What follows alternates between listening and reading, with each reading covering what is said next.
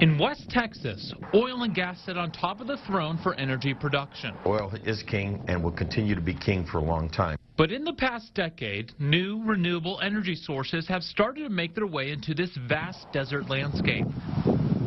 Solar power is one of those sources, and in recent years, more solar plants and homes in West Texas are warming up to the dawn of solar power. Well, bottom line is the technology in solar has gotten to the point where economically it makes a lot of sense. Bob Zarbo is the owner of Heartland Solar in Odessa. Over the years, his crew has been responsible for a number of residential solar projects in the Permian Basin. The price is being driven down by the competitiveness of the global market. The global market is really coming on strong right now. Zarbo says the advancements around solar panels, especially with their accessibility and durability, are a big reason behind the recent rise. And there's no better way to see it than a popular place like here at Synergy. While it may look like a normal movie theater at first glance, it's when you get up here on the roof, you can really see the solar panels going to work. But solar power doesn't stop at residential in the basin. It gets much, much bigger. And just last month, the company 174 Power Global broke ground for the largest solar plant in Texas history.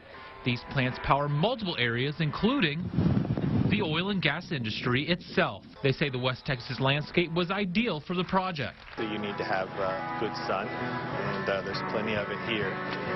Also, you need transmission.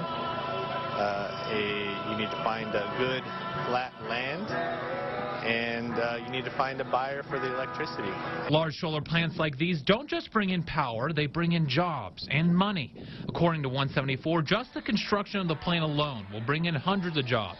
And as for the solar plant itself, it's going to generate over $40 million in local property tax revenue over the next 30 to 35 years. Now, while these numbers put smiles on a lot of faces, it starts to make you wonder, what does the oil and gas industry think about this? That's why I decided to go over to here, the Permian Basin Petroleum Association, to hear what they have to say on this exact topic. And even people in the oil and gas industry, if you talk to people, they don't want just one source of revenue, because then when that source starts to suffer, you don't have something else to rely on. Robertson says that while oil and gas mostly do support alternative energy, they are concerned about having an even playing field. Having regulations in place that are equal or fair to both parties, having tax benefits or tax burdens in place that are fair or equal to both parties is something that's really important, I think, to think about when you're talking about the comparison between the two. Energy diversification is new in the Permian Basin. Will panels rival pump jacks someday?